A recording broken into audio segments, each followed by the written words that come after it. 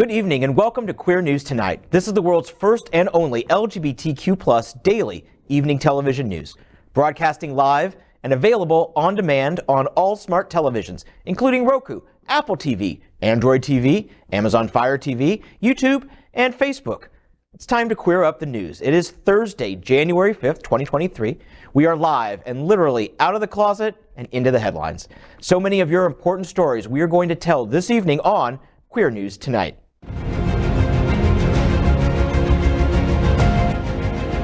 This is the world's first live daily LGBTQ evening news show, literally out of the closet and into the headlines on Queer News Tonight with Al Ferguson.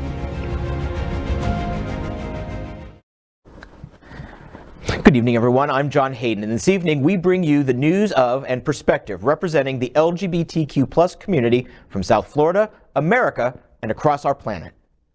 This is the world's first and only unedited live LGBTQ+ evening news show. Whatever happens unique in LGBTQ+ news, you will see it and hear it. Happening Out Television Network is a 501c3 nonprofit media platform in the television and radio model of PBS and NPR, but designed for our LGBTQ+ community. We are part of one of the largest LGBTQ+ media companies in America, Hotspots Magazine and Happening Out Television Network. Our magazine is celebrating 37 years of the LGBTQ+ experience, and our television news, talk, and entertainment shows support our mission to educate the LGBTQ+ and broader community. It's Thursday, so we're almost to the weekend, so we're going to have a lot of fun tonight and a little bit of seriousness as well. So let's begin by welcoming anchor Melissa Robless. Melissa is a community activist and proud member of an LGBTQ child. She is the vice chair of My Hollywood Pride, board secretary for the Hollywood LGBTQ+ Council, and production director for the National LGBTQ Task Force's annual gala. Welcome, Melissa. Good to see you. Good to see you. Thank you, John. Let's welcome anchor Nik Nak London. Nik Nak is a music artist known for his popular song, Can't Take Me. He's the MC on Friday nights at the Escape Lounge nightclub, a legend in ballroom, and a cast member from the YouTube series, The Come Up Miami. Welcome, Nik Nak. Thank you so much. And now let's welcome anchor DJ Nena, resident DJ for Lit Bar, Wilton Manors, and military veteran from New Jersey. DJ Nena has a BM in commercial music technology and an MA in English and creative writing. She has been a local DJ and music producer for the LGBTQ community of South Florida for over 20 years. Good evening, DJ Nena. Good evening, and thank you for that lovely welcome. And what are you spinning tomorrow night? What's Friday nights? It's Retro Friday at Lit Bar, so you guys all have to show up and have cocktails with me. Yeah. It's Flashback Friday, so 80s, 90s, 2000s. You'll love it. Am I old because I think 2000s are flashback? Or should not be flashbacks? Yeah, you're just old. Let's go ahead and welcome our next anchor, Dino Mosquera. He joined the Miami Gay and Lesbian Film Festival in the late 90s and now serves on the Outshine Film Festival's board of directors. He is now the screening committee chairman, selecting films for one of America's most important LGBTQ+ film festivals. Welcome, Dino. Thank you, Nena, and Happy New Year to everybody. Yay. We are the reporters for Queer News Tonight, and this evening we begin with the queer headlines. The LGBTQ+ community in South Florida and across America is diverse. Our community across the world is vast, and here are the bullet points of the queer news for today, Thursday, January 5th, 2023. Well, we begin by queering up South Florida and Florida, and a shout out to one of our own. Queer News Tonight anchor Maxx Fenning honored as SFGN's Person of the Year. Okay. When we censor our teachers, when we censor our education, we breed hate and violence and bigotry against the most vulnerable in our schools. So I have some words for Ron DeSantis. Who I am and who I love is not a political agenda. The beauty and history of my community, the LGBT community, is not a political agenda. LGBT history is American history because LGBT Americans are Americans. That passion is real. That is not for the camera. That is real. Maxx has become a force to be reckoned with in South Florida when it comes to activism and organizing. He founded the LGBTQ+ youth group PRISM at the age of 17 and continues to act as their president. In 2021, he joined the cast of Queer News Tonight as a regular anchor and has acted as lead anchor for special all-student editions. In the past year, Maxx, who is now only 20, has continued to be front and center when it comes to LGBTQ+ issues in Florida, especially those concerning students and youth. From PTA meetings to Washington, D.C. and Tallahassee, Maxx has been there fighting against book bannings, Don't Say Gay, and much, much more. Maxx told South Florida Gay News, quote, "We had already seen the power of organizing. With March for Our Lives, in particular, is what really inspired a lot of Gen Z and political activism and organizing in a digital space. I say that nobody knows how young people are engaging with social media better than young people themselves," end quote. 2022 proved that Maxx and other Gen Z advocates care. They vote, they are not silent, and they are ready to take the reins from the older generations and lead the LGBTQ+ community. And of course, I'm a reporter and an editor at SFGN, South Florida Gay News, and we could not have selected a better representation of the up-and-coming LGBTQ+ youth. And I'm so proud to have to work for an organization that puts him on the cover. Yeah, there was a lot of passion there, and I was very excited to see that, especially this generation where you just never know what you're going to get. But this seems to be one that's very active in the community. They're out there, they're doing the work, they're speaking up, and they're holding us all accountable. I love it. I love the energy. Love the energy. He's very moving.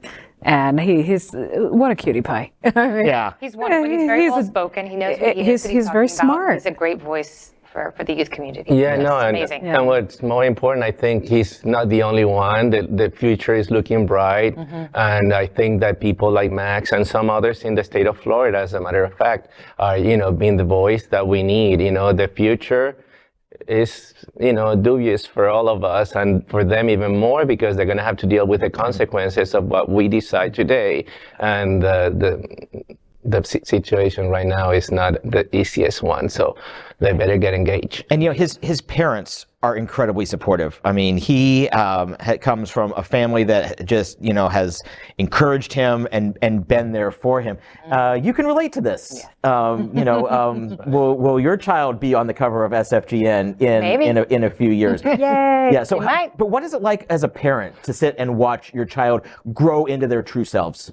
I mean, it was wonderful because it was at 10. We're just sitting there watching a movie, and she's just like, "Mom, I think I'm bi. I like a boy and I like a girl." And I just felt so wonderful, like blessed, that she would just open up and share something that was so personal and intimate with me. Her mother. I mean, yes, I'm her mother, but they don't always tell you everything. Yeah. but it that means you're doing it right. Yeah. So I was like, I felt so grateful, and I love that she was just, even at such a young age, she knew what she wanted, and she was speaking out, for this is who I am, and I felt so proud of that. It makes me feel so great to be a part of that and to see everything that's going on, and even my involvement in the community, and she sees that, and she loves knowing that she has support. Like everyone that I'm in touch with, she considers her community as well. And so nice. And will she be at Hollywood Pride? Oh, yeah. Is she like involved in it with you? Is she kind of watching over your shoulder or anything like that? She does. She pays attention to what I'm doing. And I asked her, I said, "Well, do you have any advice of what we should do?" Because the youth component is extremely important at my Hollywood Pride. It's a festival for everyone. It's family friendly.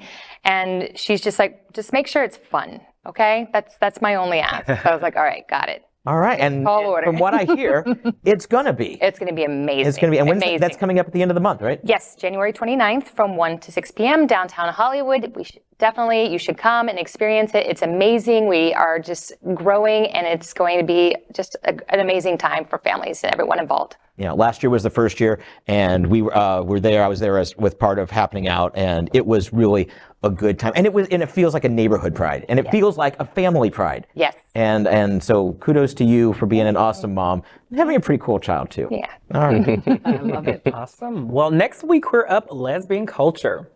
GMA's Robin Robert and Amber Laign are getting married. Robin Roberts is walking into 2023 saying yes to marriage. The Good Morning America host sat down with motivational speaker and author Gabby Bernstein on Monday, January 2nd, and shared her hopes to wed her longtime girlfriend, Amber Laign, later this year. In the segment, Bernstein is seen asking Roberts about her intentions for 2023. The GMA host replies, quote, "I'm saying yes to marriage. We're getting married this year," end quote. We see Bernstein encouraging Roberts to create a vision board for the wedding. To which Roberts responds by saying, quote, "I'm meditating on the marriage, not the wedding," end quote. The couple has been together since 2005 when mutual friends set them up on a blind date. Even though this has been in talks for a while, wedding plans have been on pause while Laign battles with breast cancer. The couple announces the battle at the beginning of 2022. By July, Roberts announced that Laign had successfully undergone radiation and thanked supporters for their prayers and well wishes. Roberts herself experienced breast cancer in 2007 and also battled a rare blood and bone marrow disease, MDS. The latter resulted in a bone marrow transplant in 2012. Okay. So I always believe that the universe is a yes for whatever it is that we're putting out. So this new year, what are you a yes for? You. Relaxation. You just got off a 2-week vacation. You're a yes for. Yes. Grounding. Right. And that when we claim what we're a yes for, think about it, and I'm going to come back to you. No, I don't have to. I'm hesitating because I haven't said it out yet. Say it out loud. Okay, I'm saying yes to marriage. I'm saying yes to marriage. We're getting married this year. Yes. Okay. And it's beautiful. something we have talked about, but we had put it off. She became ill, but it was just, and it is saying yes to that in that You're next claiming chapter. it. Yes. So what I want you to do is then create. She said it. You got a yes.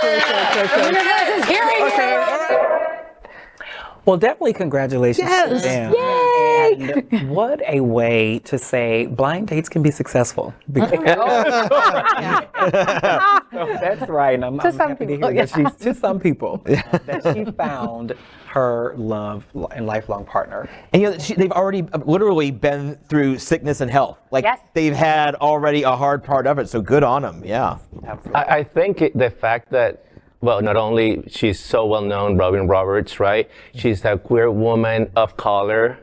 This is on the Disney-owned ABC. It's so meaningful that she can come out and be, straight out with her marriage in front of everybody. Everybody watches Good Morning America. So I think this is so meaningful. I'm so happy and proud for them, for her, for coming out and being, her true self in front of millions of America. Kudos to them. And blissful marriage. So. Yeah. Oh, it's a beautiful thing. I watch Robin every morning just for Robin because I love me some Robin Roberts. Did y'all know that her nickname is Hot Chocolate? No, I can see why. I can see why. I feel that I'm not going to say that nickname for some obvious reasons, but if that's what she wants to become, good for her. Yeah. That's what I heard. So, and it's what makes Robin so important is she is an out queer woman on a top-rated national television show. And so she is an amazing representation for our entire community and really for America. She is an American success story, and I just absolutely love her. And I'm sure that GMA is thrilled to have relationship news that is not drama-related because they've got some stuff going on. Yeah, Laign. So yeah, good. Right. So yeah, good for them. And congratulations, Robin. And I can't wait till we do the story later this year of the wedding and the pictures. You know GMA is going to have a thing. They're going to have, they're going to cover the wedding. There's probably going to be Bridezilla, Robin Roberts edition. It's going to be great, and I can't wait. And I will watch every single frame. Yeah. Okay. All right. Now we queer up trans rights. Year-long investigation of 175 trans killings and what Queer News Tonight finds. This evening, Queer News Tonight will report an in-depth expose on the growing attacks on the trans community, and specifically the major issues to the rising transgender murders in the United States. Queer News Tonight has looked at the last 5 years of transgender homicides. It's become something that is a regular part of the lives of many transgender people and those that care about us. Unfortunately, the amount of murder and violence that we face is quite high. It's very bittersweet for me in that regard. to realize that no, this is continuing to happen and will probably continue to happen until things change. This collective time period is important because it allows us to provide comparisons to the rise of anti-LGBTQ attitudes specifically toward the trans community, with the election of Donald Trump in 2016 and then the significant increase of national conversation in the largest number of anti-LGBTQ trans bills by states in 2021 and 2022. The statistics are alarming as we find that hate crimes dramatically spiked. There was a significant rise in intimate partner violence as homicides reached record levels. We also reveal the vulnerabilities to sex workers, the stark number of unsolved cases, how trans bias affects police investigations, and the entire criminal justice system, and much more. We conclude this has been closely linked to an anti-trans President Trump and a political system that has spoken and enacted laws that have incited this significant increase in violence against the trans community. It appears there is a direct correlation to what we call voice to violence. That is a result of this culture war wave we are experiencing. It's important to know that trans violence and death had actually begun to decrease in the early days of the Trump administration. That's all changed in 2019. Here are the facts of trans violence in America. Fact number 1. In the last 5 years, there have been more than 175 trans murders.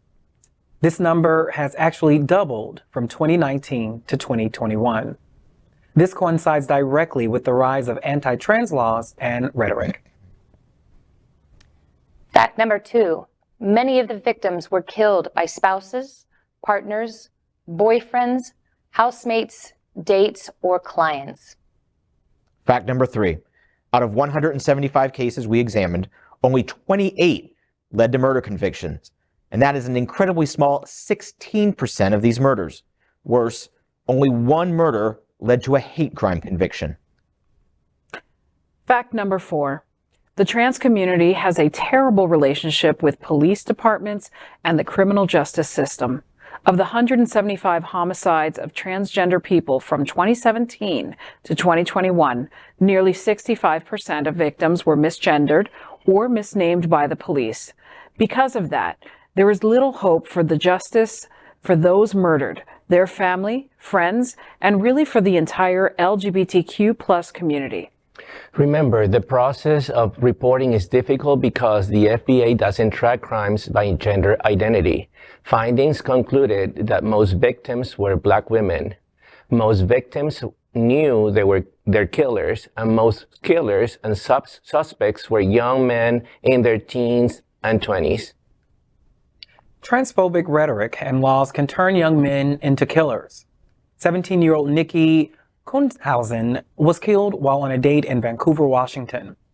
David Bogdanoff called transgender people disturbing and disgusting and used a Russian anti-gay slur. Bogdanoff told the police, quote, "I was born here, but my culture, my roots, it's for me. It's disturbing when I'm around a gay person or somebody bi or transsexual or something.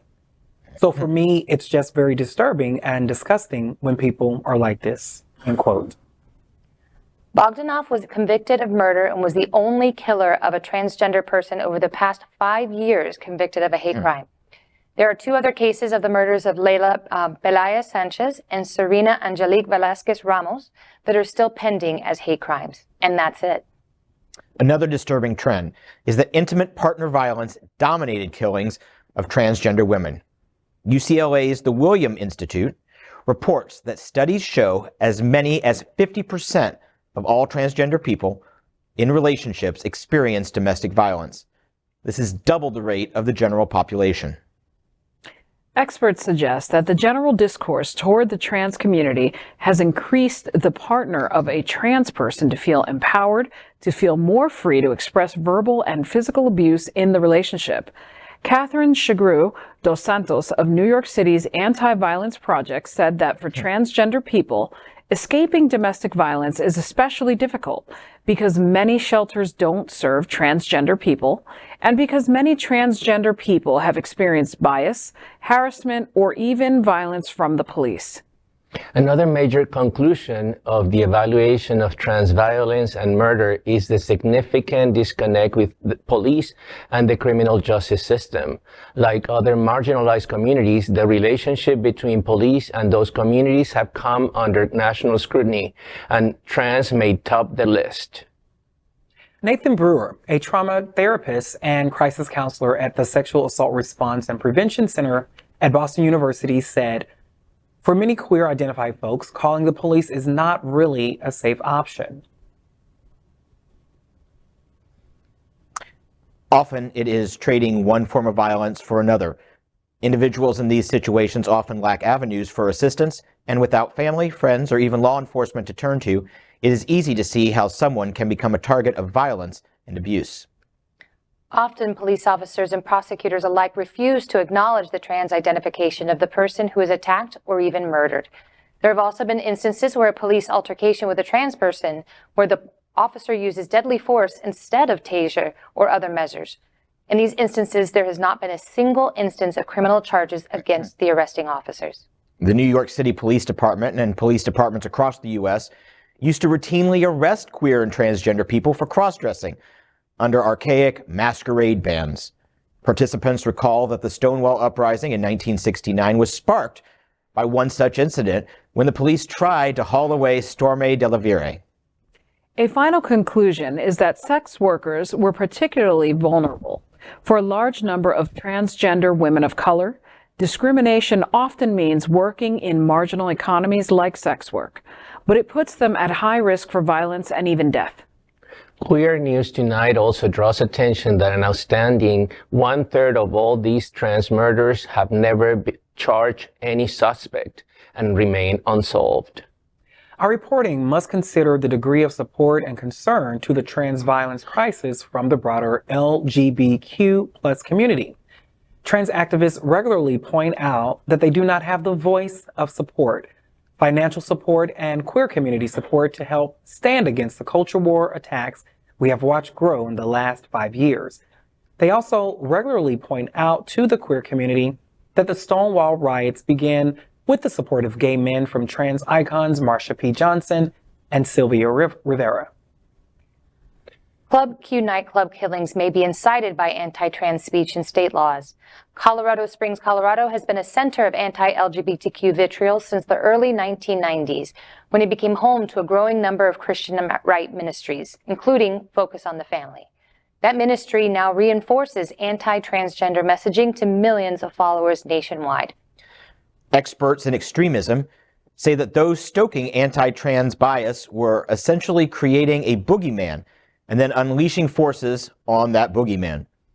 These organizations, Fox News, and conservative political leaders passing these anti-trans and anti-LGBTQ plus laws deny any responsibility for the growing violence. Experts call the killings that result from participation in online extremism stochastic or scripted violence because perpetrators are acting in response to demonizing rhetoric rather than to the command structure of a radical armed group or extremist cell. In Colorado Springs, Erin, a local transgender woman, told Business Insider, quote, "The shooting was a tragedy, but it strengthened their enemy. We still want to come together. Come together despite adversity," end quote. The analysis of this dramatic and growing number of transgender murders in America reflects a problem that by all measures is only going to grow. The 2024 presidential election, with leading potential candidates like notorious anti-trans and anti-LGBTQ plus Florida Governor Ron DeSantis, Texas Governor Greg Abbott, and even the return of Donald Trump, means that rhetoric and laws that are causing this violence have little chance of subsiding. Queer News Tonight thanks our news colleagues at Business Insider for their tremendous contribution to this story and their journalism on this vital American issue. Queer News Tonight will continue to follow this story. There is so much to unpack from this story. We could literally pick out one of these and do one story every night for weeks just to try and explain it. There's so much, and it's very, very sad. And there's no light at the end of this tunnel, as we noted. Yeah, I lost a very close friend to a senseless murder like this, their partner, a fear of being exposed. And I don't even want to describe the details, but it is definitely, the rhetoric has increased, during Trump's administration. We've seen that. And it's concerning because, it's such a fight that we've already been in, but it's like now we're experiencing deaths where they were sporadic. Now they are more frequent.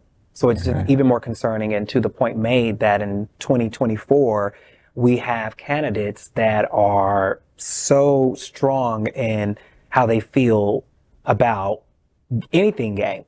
Like, you can't say gay in certain environments for them. It's just getting really, really ridiculous. But I'm hoping that we will continue to band together. We have platforms like this where we get to speak on such matters and just try to bridge the gaps.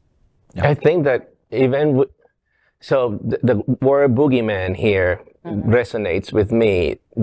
Politics and politicians have, especially here in the state of Florida, have found political gain with the word. Not only, even within the gay community, but the transgender community is kind of like the boogeyman. So finding that and the weakness that they perceive to attack us.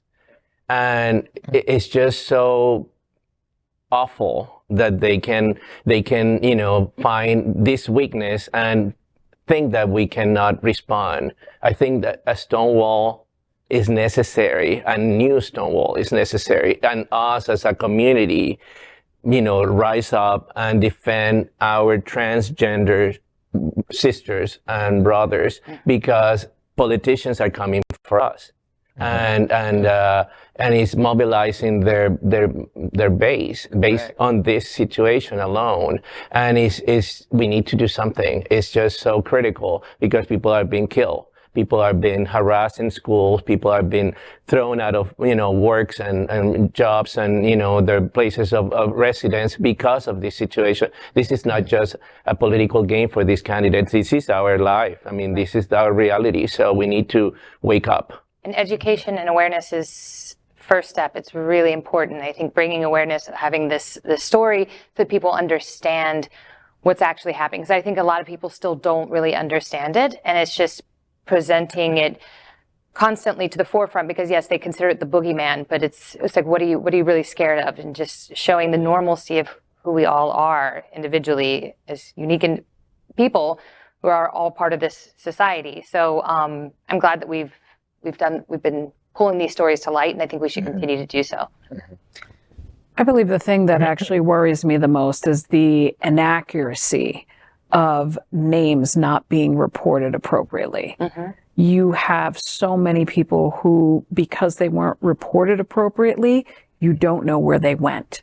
So you've got families who think that they might either A, still be around, or B, they're just lost somewhere in the shuffle. And names are important because the names are direct reference to the actual being of whom this happened to, and we can't honor the dead if we don't know their names, and we need their names. And that list is going to be ever growing for a very long time. And you mentioned that Trans Day of Remembrance was commemorated in Wilton Manor back in November, and Pride Center had a very nice ceremony to mark it.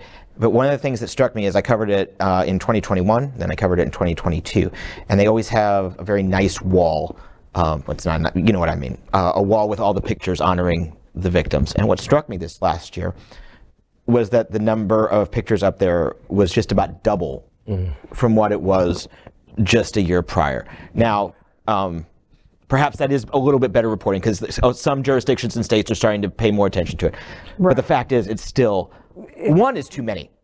One is too many. But there were like 50 up there. The visual representation of that, just seeing that, it's a gut. I can imagine it's just staggering. Yeah, absolutely. And we all, either through the work that we get to do with this show or our daily lives, we all know a trans person. Absolutely. Or multiples, but at least one. And one of the common things, they all are vibrant and unique individuals, but one continual story arc through all of them is that they essentially live in fear.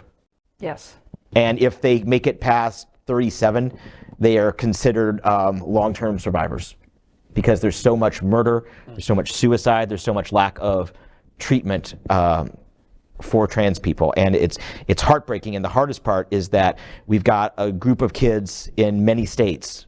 You know, it's already hard enough to be gay. It's already hard enough to be LGBTQ+, but to be trans is also hard. And we've got states like Florida and Texas actively legislating against them. And that has, when it's coming from, you know, when the school or the government that you're taught is there to protect you and to make your life better, that they are actually working to make it infinitely worse, has got to be hard for a 9, 10, 12, 14, 16-year-old person to deal with. In the name of religious freedom, which is what bothers me even most. I mean, they try to pass all these laws just arguing, you know, the religious freedom of them, you know, so that, you know, we can live freedom for them. For them, not for the rest of us, you see? Yeah. So they're trying to pass this agenda, but we are the ones with the agenda, apparently. But, you know, they try to get away with all of this, basically, you know, dictating how kids are going to the bathrooms in schools, you know, and things like, you know, things that are so outrageous. And that we have to somehow live with this, and this become the norm. We have to. But we have to fight it because the youth are watching. Yeah. Exactly. But you bring up bathrooms, and that's what they do. They try and scare you, like the story said. We said, you know, they turn us into a boogeyman, and they try and capitalize on when people feel they're most vulnerable. When do you feel vulnerable? When you're in a bathroom, right? When you're in a locker room, you know, when you're at school, because God, school's just hard enough. I wouldn't go back to 8th grade as a straight white boy with full hair. It happened. But yeah, I had hair. But you know, but they try and seize on that and stoke fear of the most intimate and vulnerable moments, so that people will go, oh God, no, not my bathroom. We are going to continue to follow this throughout the year. Many states are starting their annual legislative sessions. Hundreds of bills against the whole LGBTQ+ community, but especially trans, are going to be introduced. Many won't see the light of day because Republicans in New York can introduce all they want and it'll never get a hearing, but they're going to be introduced, which means the sentiment is out there. That means that our community and our trans brothers and sisters are going to be used for political gain, especially over the next 3 to 4 months. So we will continue to follow this.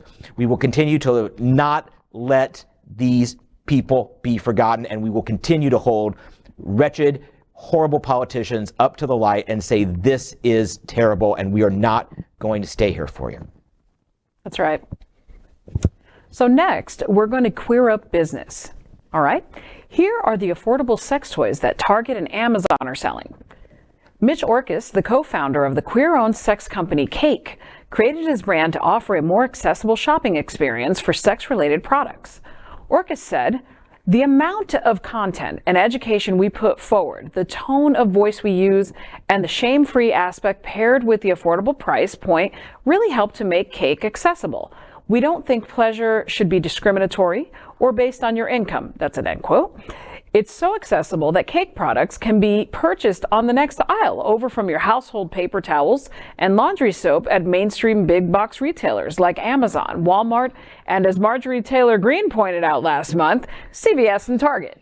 Scrolling through the cheery and brightly hued pages of the Cake website will show us the direct opposite of antiquated, florid sex toy marketing. Orkus explained that everything from the product names to their design is meant to be simple and clear to understand. Sex, Orkus said, is like cake, something that should be indulged in. We want to put sexual pleasure within arm's reach, anywhere you are in America. Cake offers affordable toys and accessories like a moisturizing play cream, a powerful mini massager, an air suction toy, and a long-lasting silicone lubricant, a cushiony hybrid lubricant, a beginner-friendly backside play trio, a double-sided stroker, and more. I want to know what some of these things are. Well, I want to know about the backside play trio. Like, are 3 people involved to play with this thing? I mean, how does it work? It can be a solo activity. It can be a solo activity. You know what? I'm gonna bring some of my stuff tomorrow to Lit, and in between Deborah Cox remixes, we're gonna go over it tomorrow night. Do you think that because we're reporting on this company, they might send us samples? I need to see more. We should have been able to have a show and tell. I'm not saying that this show is play for pay, but if we're going to play, Come on, send some stuff on down, guys. Come on, I want to see the goods. Now I have to go to Target for crying out loud. Double-sized stroker. Who knew? You know, need one? I don't know. Yeah, I don't even know if I need one because I don't know what that is.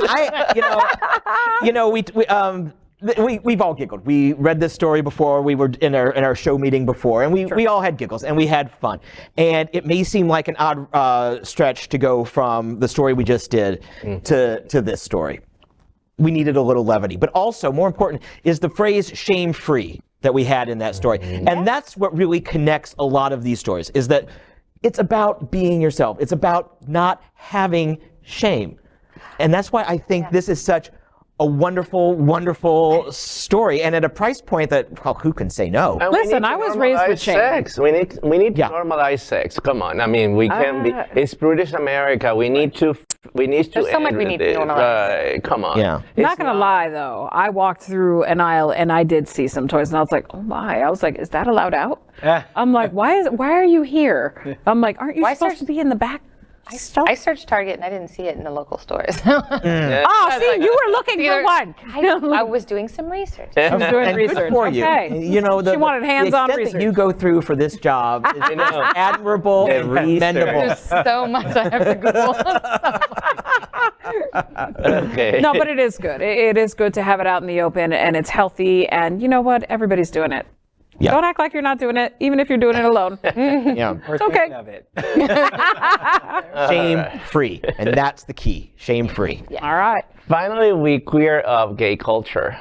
World's largest dictionary gets a major LGBTQ update.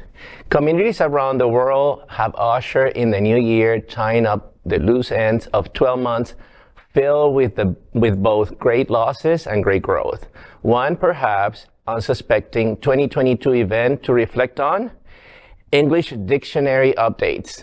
The Oxford English Dictionary added a total of 18 LGBTQ+ related words in 2022, an effort to acknowledge the diverse communities of LGBTQ+ people around the world, their shared and conflicting histories, and the new ways individuals speak to, write about, and organize around their identities.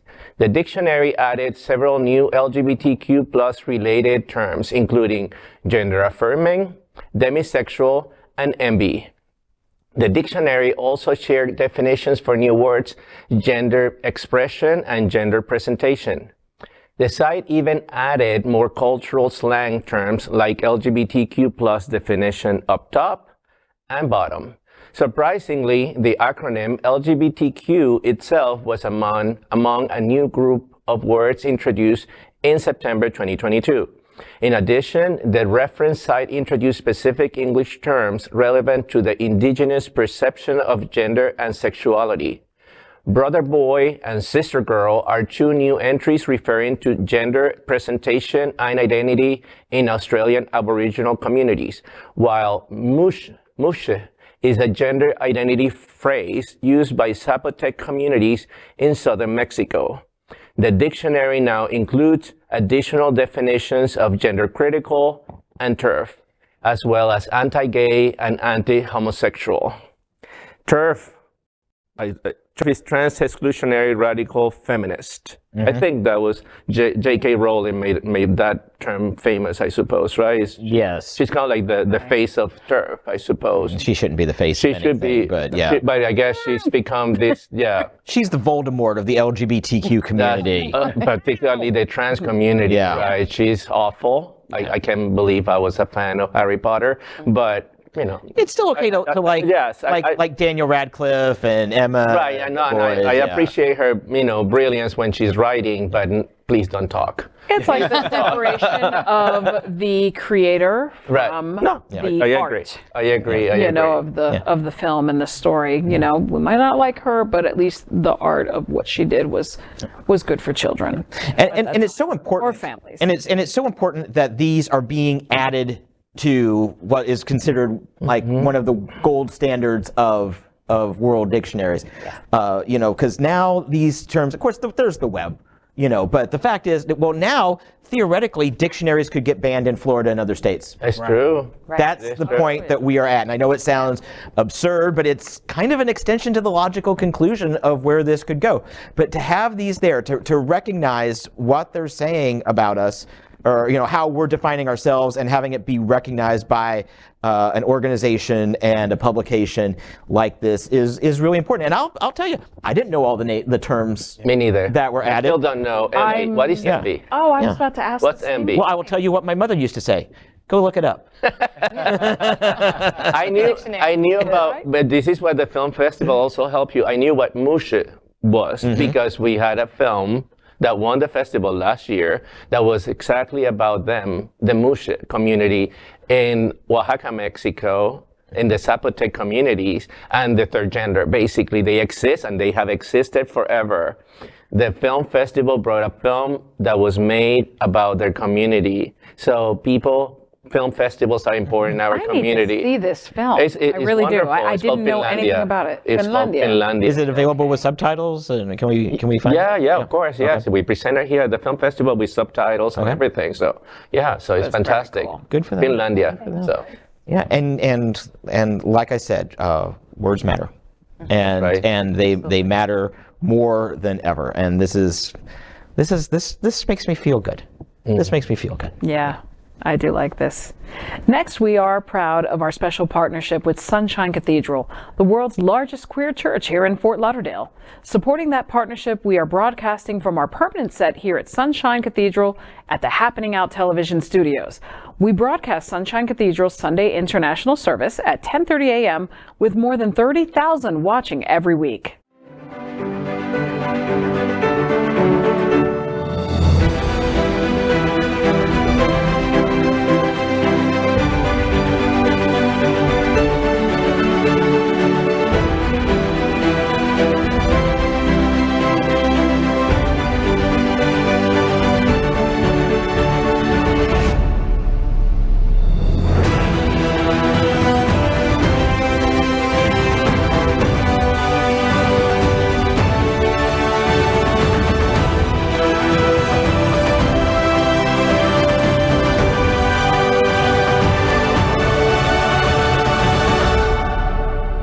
I'm Jeff Delmain. I'm a husband and a father of a 12-year-old son and a queer activist.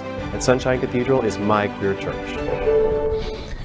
Well, we finished tonight's Queer News headlines with a segment we like to call LGBTQ plus 1 Minute News.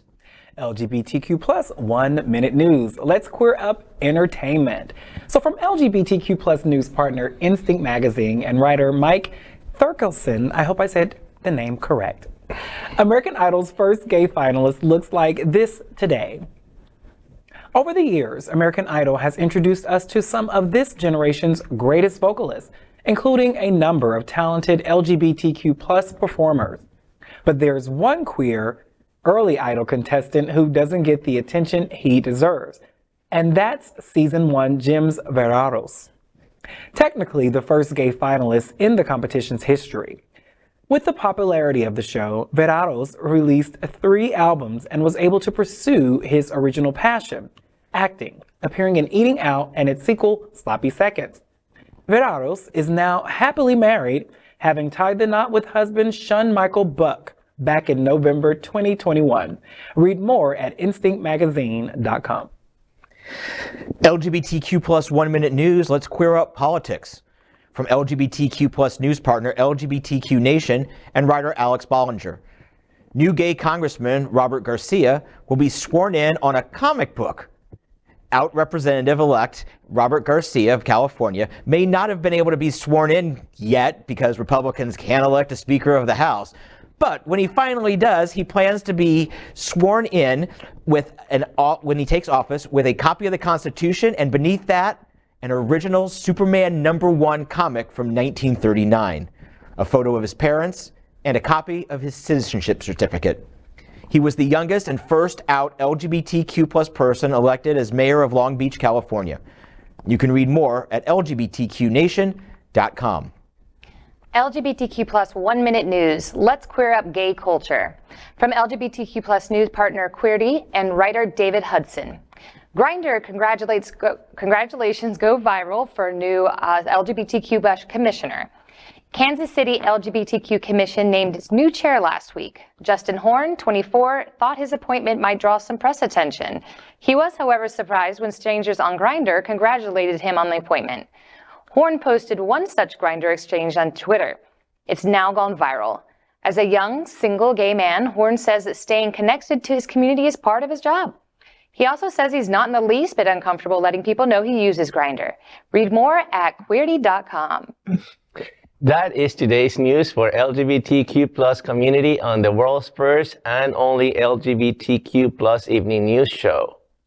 If our community is important to you, share this news with your friends and family. Are you like most of America, part of our very large television audience, watching this live LGBTQ+ news broadcast right now on Roku, Apple TV, Android TV, Amazon, and Fire TV? Queer News Tonight is the only live LGBTQ+ digital television show in the world that is out of the closet and into the headlines. We need your support. If our community is to grow, we must tell our stories and bring them to the attention of the broader world. This is the only place in the world that tells these types of LGBTQ+ stories in motion and sound. That is the passion of Hotspots Magazine, Happening Out Television Network, and Queer News Tonight. And it's almost Friday, so yay, weekend has started. And Hotspots is opening its new art gallery on Dixie Highway. So if you're in South Florida on Saturday, come to the party. It's from 6 to 9. You can meet the artists, and there are some really talented local artists that have their work on display. So please, if you're around, come down, join us, have a glass of wine. It's going to be so much fun. And with that, I'm John Hayden. And on behalf of these LGBTQ+ reporters, the anchors of Queer News Tonight, including Melissa Robless, Nik Nak London, DJ Nena, Dino Mosquera. We will see you daily at 8 p.m. Good night, everyone. Good night. Good night. Good night.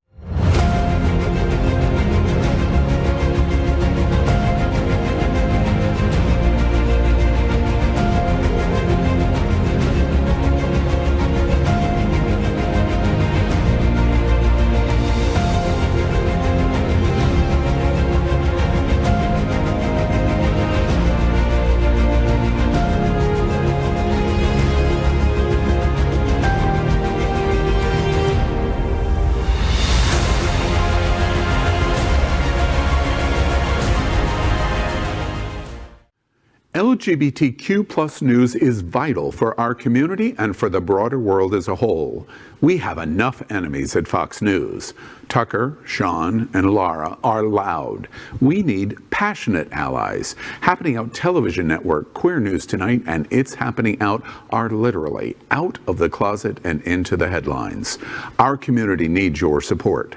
Like this broadcast and subscribe now to ensure the growth of the entire LGBTQ+ community.